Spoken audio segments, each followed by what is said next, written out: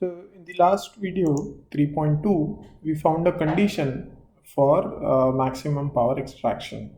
Okay? In this video, we'll look at one of the basic method for maximum power point tracking, which is called as a incremental conductance method. And we would see that this method is essentially based on the same condition that we derived in the previous video 3.2. So if I draw power versus voltage graph of a solar PV panel, and I assume there is only one maxima, so the only one which is a local maxima is also a global maxima. So essentially I'm neglecting the partial shading and other effects. If I take this simpler case, then I can distribute it into three regions, right? One is essentially region which is in fact just a line, which is where the maximum power point is, right? And then we have a left hand side region and we have a right hand side region. If you see on the left hand side, the change in power with respect to the voltage is greater than 0, right? So if I increase the voltage, the power also increases. On the right hand side, change in power with increase in voltage is less than 0. So if I increase the voltage, power reduces, right? And vice versa. If I reduce the voltage, power will increase. At MPP point, you can see that the transition is at MPP point, and thus dP by dV is nothing but equal to 0. In fact, this is the condition for maxima, local maxima. So if I say dP by dV, right, I can rewrite it as d of power is nothing but multiplication of voltage and current upon dV, which I can rewrite as I plus V times di by dV, right? So essentially what we are saying here is if this term, which is I plus V into di by dV, if this term is if this term is greater than 0, implies I am on the left hand side. If this term is equal to 0, I am at MPP, and if this is less than 0, right, I am on the right hand side of the maximum power point. So if I divide the whole equation by V, what I get is I by V plus di by dV, right? Which I can also write as, if I'm talking about a specific point, I can say it's capital I by capital V plus delta I upon delta V. Right? Again, same condition, whatever I've written before, which is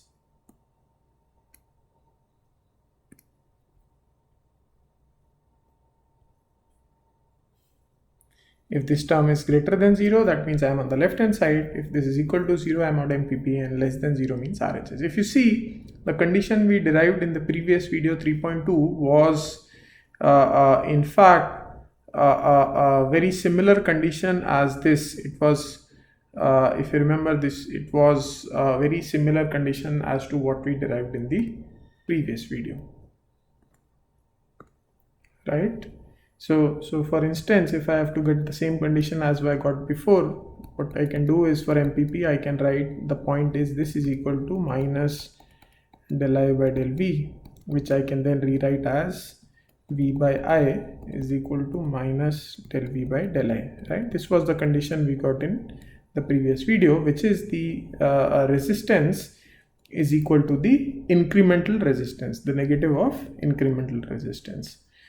So if this was incremental resistance, we can say del I by del V, this term we can call it as an incremental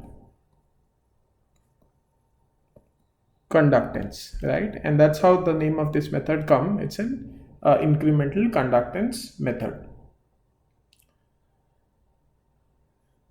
So once we understand the basic principle, what we can do is we can use this logic and we can create a flowchart, right, wherein we can create some perturbation in panel voltage, right, and then observe the current and then decide whether we are on the left hand side or the right hand side, and then accordingly move towards maximum power point, right. So consider a situation where we have a panel and let's say we do have intermediate DC to DC converter followed by a battery, right. Now this panel voltage VPV is a function of duty cycle and the battery voltage, right, and therefore by manipulating duty cycle I can achieve the desired value of VPV. So essentially what we mean by this is that if our algorithm decides that panel voltage should be equal to VPV 1, for example, we can choose a suitable duty cycle and we can achieve voltage VPV 1.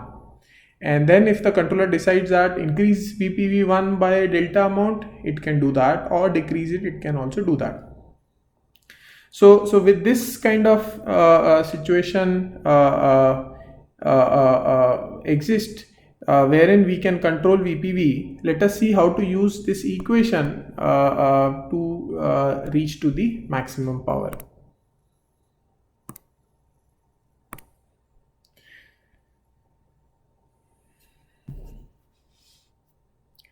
Let's say the first step that we do is, for example, let me check if I am at maximum power.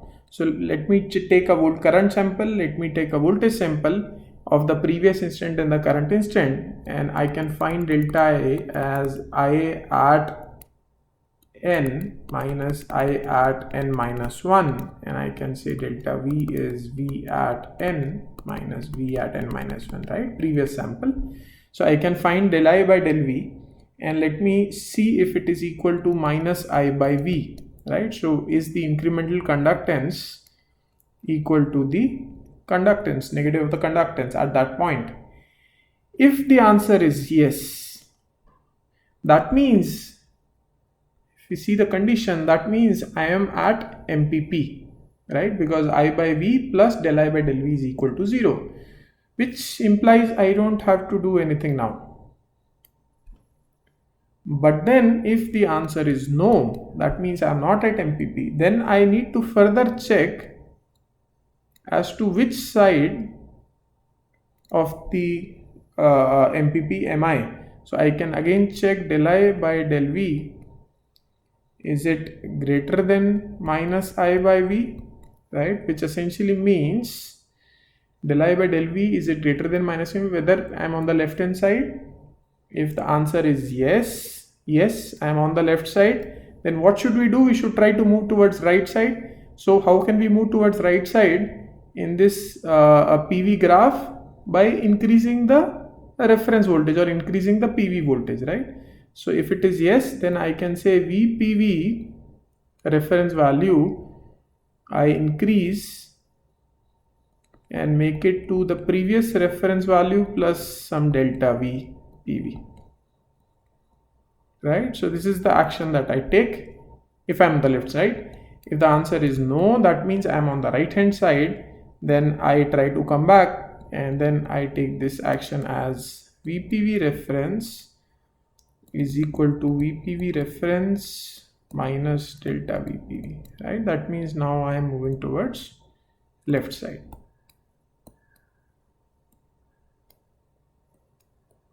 And then whether I try to increase the voltage or reduce the voltage, I would implement this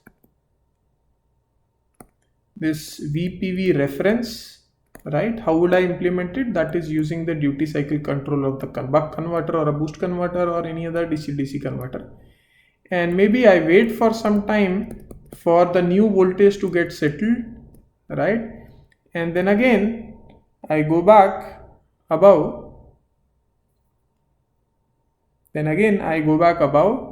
and check if have I reached the peak value. If no, then I still continue to change my voltage and I continue to check. So far so good. What will happen if I actually reach on the top, if I actually reach on the peak MPP value? Then the first checkbox will be yes, right? And once it is yes, then it will come here, then VPV will remain the same, nothing will happen. So I'll just reach the top, and then I'll just sit on the top, right? Nothing will happen. I will most likely not move from the top. But things are dynamic, right? So it may so happen, for example, if at this instant this was the power point, but now temperature has changed, and because temperature has changed, let's say my power point has now shifted to some other value, right? Let's say now this is my new power point. So how can I now detect if there has been any change, right? So the way to detect that there has been any change is two ways. One of them is, for example, you can add additional loop. You can put an additional checkpoint here, where you can check if delta V is equal to 0. If it is yes, right, that means there is no change, and thus thus there is no point in going in this cycle again and checking. And then you can check the current. If there is no change in current as well as no change in voltage, right, that essentially implies that nothing has changed, so we are doing pretty fine, so we just continue to do. On the other hand, if there is a change in the voltage, then you can, if delta V is not equal to 0, you can check this condition of incremental conductance. And if delta is not 0, then you can just give a perturbation. For example, you can either increase the reference by delta PV or reduce the reference, right? By doing this step, what will it do is, the next time it again goes back into the loop, delta V will come out to be non-zero, and then again it will go and check the condition and so on. So adding this additional thing essentially brings this circuit out of the steady state if there is any transient in the system. And further, it also helps because if delta V is equal to 0, and if I'm trying to perform this operation, right, that operation may not be possible in the digital controllers that we would be using. So for practical purpose also this helps, because it checks if delta V is 0. If it is non-zero, only then you do the operation of delta I by delta V. Otherwise you don't need to do that operation, and you can just check the delta current and accordingly either change the voltage or not. So this is actually a very basic method, incremental conductance, and a very nicely laid out method, and a sort of seems very convincing. And so if you see practically, for example, if this is P versus V, right, and if this is your initial panel voltage, then you take steps of delta V, delta V, delta V, right? And as you are taking steps, you are coming towards maximum power point, and once you reach here, then you just stop here and operate at maximum power point, and you keep on getting the maximum power until the characteristics changes, either because of the radiation or because of the temperature or any other effect. Just one quick thing, this method is applicable, as I told you in the beginning, is works wonderfully if there's a single maxima. If there are more than one maxima, if there are more than one local maxima, then this may not necessarily in itself be able to detect the global maxima. For that, some additional calculations are required. Second thing good about this algorithm is that if you see its digital implementation seems very straightforward. In fact, what we wrote in this algorithm is the digital implementation of this. considering most of the power converters now are controlled digitally, right? So implementing this method in the digital control is sort of straightforward and can be done very easily. There are few now this is a digital implementation, but there are few other methods which are based on incremental conductance method, but they are sort of more tuned or aligned to be implemented in an analog controller. Right? So we would see those in the next video.